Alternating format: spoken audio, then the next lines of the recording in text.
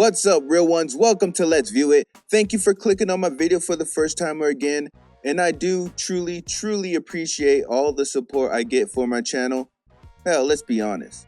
I appreciate all the negativity I get for my channel too. Of course, I'd rather you love me than hate me. But beggars can't be choosers. And like I always say, without you guys, I become a crazy guy having a conversation with a camera.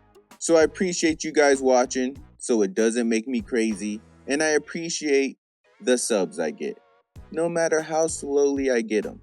Now on to this video. I got a clip here. I was going through the TikTok and a clip from a show, a YouTube channel called Jubilee came up on my TikTok, and it was men versus feminists. Now, if you don't know what Jubilee is a YouTube show. They have their own channel, and what they do is they get two different groups that are opposite of each other to debate their opinions about a certain topic. Like in this case, it's men versus feminists. Now, this clip right here is only a small part of their debate. The whole video is like an hour long.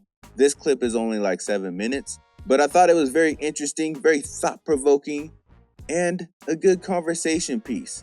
So let's attempt to entertain ourselves with men versus feminists on Jubilee. So you already know.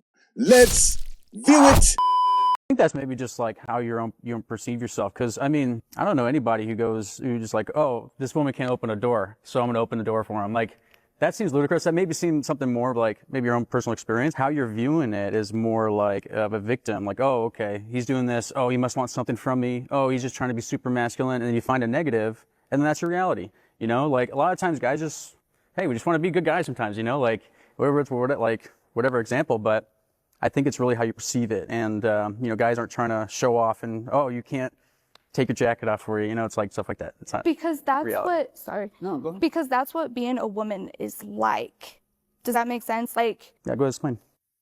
Can you imagine if every time you went to the gas station and you saw a guy and you were walking in at the same time, you're like, oh my God, I really don't want to talk to anybody right now. I don't want to be perceived. I don't want to be seen. And this guy's going to open the door for me to be chivalrous. Okay, thank you. I appreciate that. I open the door for everybody. That's fine. I like really don't care. Like, you opening the door for me, for one, is never going to get sucked. I'm not going to be surprised or like overwhelmed by. You can tell she's a hardcore feminist. She just said, I don't want to see a guy trying to open the door for me, trying to be chivalrous. Chivalrous? That's a weird ass word. The fact that she's like, or her argument was, I don't want to see a man trying to be chivalrous toward me. And then dude's like, I opened the door for everybody. And she's like, I don't care. Why not? She didn't even absorb and listen to what he just said. He's saying, I just opened the door for everybody, but she has to ignore that to continue with her whole opinion and false narrative that men are opening it to be chivalrous, and she hates that. This is what feminists do. They just make stuff up. They make up stuff to be upset about and to fight against, even though it's not even part of reality. Like, you opening the door for me, for one, is never going to get sucked. I'm not going to be surprised or like overwhelmed by joy because you're opening the door for me or because you're pumping my gas. Like, and they're again, she's saying this right after he said, I opened the door for everybody. Right after that, she says, I don't care. Opening the door is not going to get you the woohoo, and it's not going to fill me with joy. Didn't he just say he opens it for everybody? That means he's not trying to get the woohoo, and he's not trying to fill you with joy. And besides that, what man on this planet thinks, if I open the door for some woman, I'm gonna get the woohoo? Or that she's gonna be filled with joy? I hold doors open or open doors for people too, men or women. And I never think once I'm gonna hit that. Of course, I have a girlfriend. But even in my mind, I'm not thinking my odds went up because I opened the door for a woman. And I don't expect her to be filled with joy. All I expect her to do is say, oh, thank you, and go on about her day. There was a comment made specifically that women are so hyper independent that they don't need a man, and it makes you not want to do it. Why don't you challenge yourself and learn how to be chivalrous in a different way? Like, oh my God, I'm exhausted. I just woke up early. I went to work. I had to feed my cat because I am a cat mom. I had to go to the grocery store. I had to exercise to take care of my health. Maybe I had to go to the doctor's appointment. And then I get home, I have to cook, I have to clean, I have to make dinner for me. Right. Clean the house. What? How? Okay, so if I see a woman going into a store, instead of me opening up the door for her, I should offer to make her dinner? What is she talking about? What the hell is she talking about? Now she's talking about someone that she's with. So you get mad that your boyfriend or whatever opens the door for you? Are you cuckoo? What is she talking about? She doesn't really know because it's all a lie. It's all fake. This narrative that she's arguing, these points that she's arguing is all part of La La Land. It's not real. It's all fantasy. This shit might as well be AI. If she can't handle a man opening a door for her, how the hell is she gonna handle a man offering to go cook her meal all of a sudden or clean her house? Some stranger? Really? Really? I would love to be on one of these shows. I would love to hit these women with some of these questions just to see what they would say. For me, that's a really chivalrous act. I agree. Acts of service is a great chivalrous act. But just because chivalry, as we knew it back in the 50s, 60s, 70s, when women didn't have rights to begin with, like the role of a woman was to shut up, look pretty, and stand by his side, yeah, then maybe opening the door is an exciting thing. But today, I open my door every day on my own before I go out into the world. I don't need you to do that for me because I got it. And it's not a bad thing on you. It doesn't, like you were talking about negative perception. It doesn't automatically mean if a woman says something like, oh, I'm letting you pump my gas. It doesn't automatically mean she doesn't appreciate you. Yeah. It means it took 100 years for women to get to this point, and you damn sure better respect that. You better respect autonomy and independence because it's such a small thing to like appreciate. All she's doing is blabbing. She's just running her mouth. But I know there are women and other feminists that are listening to her thinking that she's eating right now. I promise you. But all she's doing is blabbing and making stuff up. First of all, this opening the door for me is not going to make me excited. So what? If it did, it would be weird. Do you know how weird it would be if I opened a door for someone and they got excited? I would be tripping the hell out. Like, what the hell? That would be a unique experience. We don't expect you to be excited whatsoever. And what exactly is she talking about when she says it took 100 years for us to get here? 100 years to get where? Women have had full rights before black people. I believe sometime in the early 60s, women got full rights. So is she counting 100 years from the 60s back? So say 1960, 100 years back would be 1860? Well, what about the women in 1859? Did they have all the rights and then it got taken away next year and then given back 100 years later? What 100 years is she talking about? 2026? Then she's talking about till 1926. Then what about the women before 1926? She is just talking. Because this is what feminists do. They just make up stuff and talk. That's all they do. They think it sounds good. They say it. And then other women believe them or other feminists believe them. And it's all because they want to believe them. And the fact that she can go waste her money, have an attitude, do whatever she wants. How would opening the door for her take that away? Imagine only being restricted to the home or only being restricted to being a mom or only being restricted to your interpersonal world because the external world won't allow you to work or won't allow you to vote or whatever. The chivalry that was around that all of you referred to as chivalrous existed during those times and it's outdated. Okay. I do want to at least hear. I do just want to clarify maybe what my perception of feminism is. Earlier, it felt like that there was an illusion that it's man-hating, and that's not at all. It's just about equity. Mm-hmm. So, I mean, that's just exactly equity and spaces that both men and women are in. Feminism is about man-hating. Now, it used to be about equity. How can feminism today be about equity? Women have equity. In fact, they have the advantages also where they want them. Child support, divorce, domestic violence. So technically, if anything, it's more unequal for men. But the fact that women have equity, why is feminism still around then? If you're trying to claim that feminism is for equity, why are you still around? You have it. That's like me being part of a group that's against black slavery.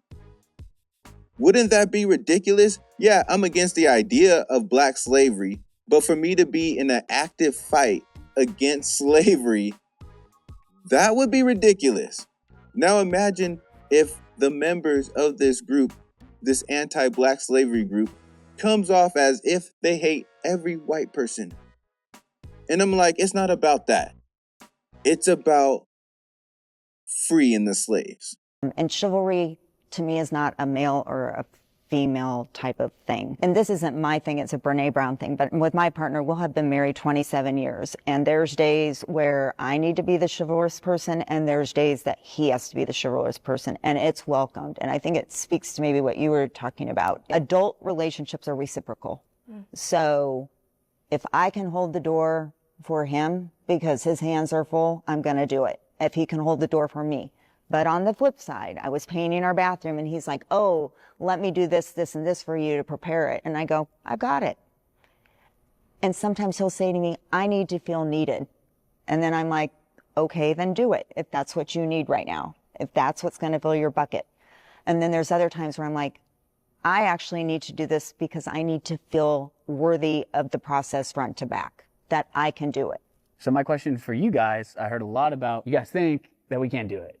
What are your guys' response to that? Yeah, I've been kind of trying to hold back on saying this, but like everybody's been talking about needs.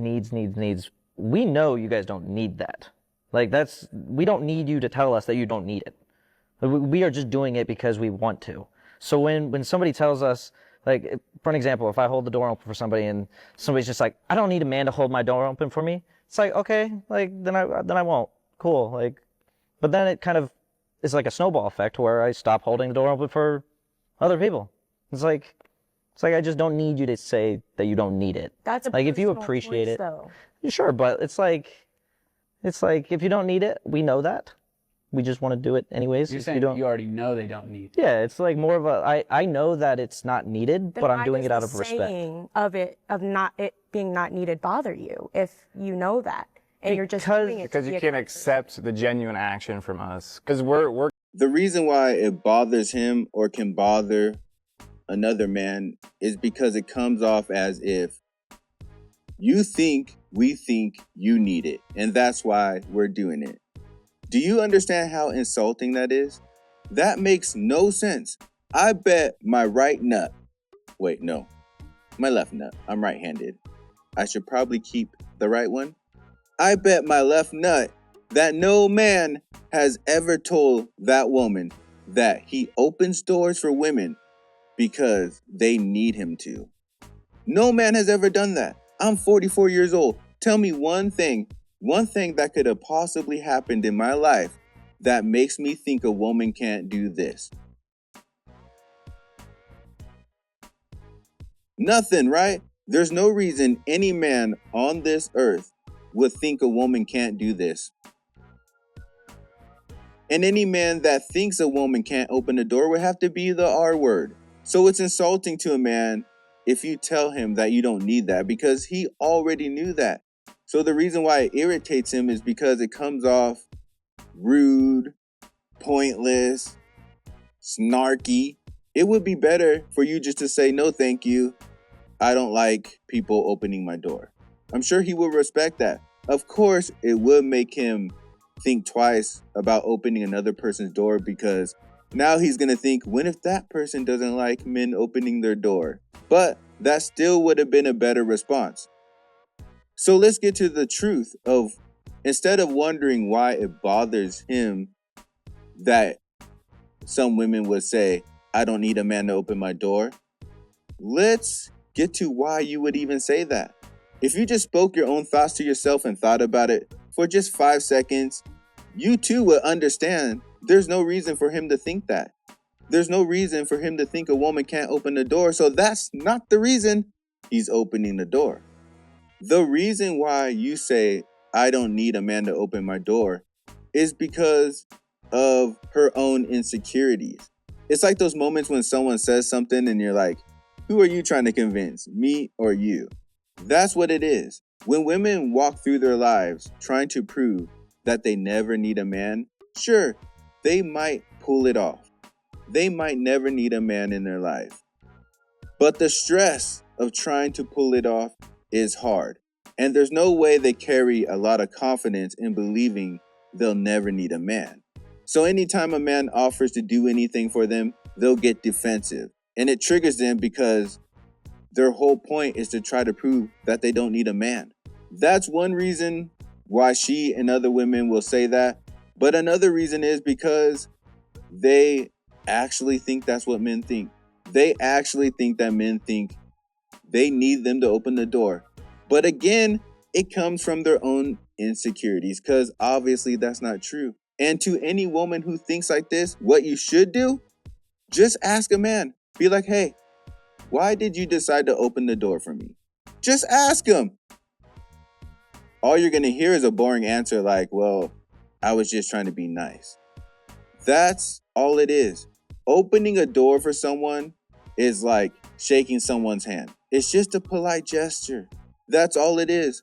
No one thinks of it any more than that, except for very, very insecure feminist women. Coming across with genuine action, trying to express our love, and someone says, I don't need that, and it's a rejection of love. I have a question really quick. Are you actually hearing people, women, men, say, I don't need you to hold the door for me? Every day online. Not that specifically. Not that specifically. I spoke too soon. So, but I do see so many people online, specifically women, talking about how they don't need this from men, they don't need that from men, they don't need. It like varies about like whatever they're talking about, but it's constant. It's constant, like just punches in the face as a guy online all the time. Stop reading those comments. It's just, I mean, my algorithms suck for sure, but. Well, can I respond to that? Yeah. I think when you take that perspective, you also have to consider it from the bigger picture with the history of how women have been treated for literally forever, right? Still in some places today where women weren't allowed to do that. They couldn't go to work. They couldn't leave the house. Their only sole purpose was to stay home and take care of the kids. They didn't make any money. They couldn't open credit cards by themselves. They couldn't own their own home. They couldn't do all these things because it was the men, the patriarchy, the, male standards that kept them in. So now that that's kind of, disappearing, going away a little bit, or the feminism movement is trying to move away from that. Now it went away completely. Everything she just listed, all those problems or things she said women couldn't do, she has never had that experience. She can do everything she listed. Completely can do it. What is she talking about? Why is she acting like she lived in that life? Now, if she wants to say like there's less CEOs as women, or women don't have as much money as men because of what they used to not be able to do, okay, that's a good point. I can agree with that. I don't know to what extent, because women got, money other ways through divorces, child support. Women have a lot of ways where money gets supplemented. I think that's the word. But this girl couldn't be no more than what, 20 something? What is she talking about? She was probably born in 2001. Women were fine in 2001. Even as a black person, where black people clearly have gone through way worse than women, I don't act like I lived through segregation. Now, if the topic comes up of black struggles and where we're at today, I will mention that segregation has an impact on that. Not segregation in itself, but the whole Jim Crow and everything that came along with it impacted black people's finances, education, crime, so on and so forth. But if I was to act like I'm still fighting for black people's rights, that's crazy. Yes, we still have to fight against racism and black people being done wrong against their rights, But the rights we have all the same rights. Now, are they all followed? Of course not. We live in America. But there's no right for me to fight for if it's already there. Now, what we do fight for is for the right to be followed. But women's rights are followed. She can get a loan. She can get a career. She can do whatever she wants to do. And there's never been a time in her life when she couldn't. So why is she talking like this? They couldn't do all these things because it was the men, the patriarchy, the, male standards that kept them in. So now that that's kind of, disappearing, going away a little bit, or the feminism movement is trying to move away from that, now women feel empowered because, well, we were never allowed to do this before.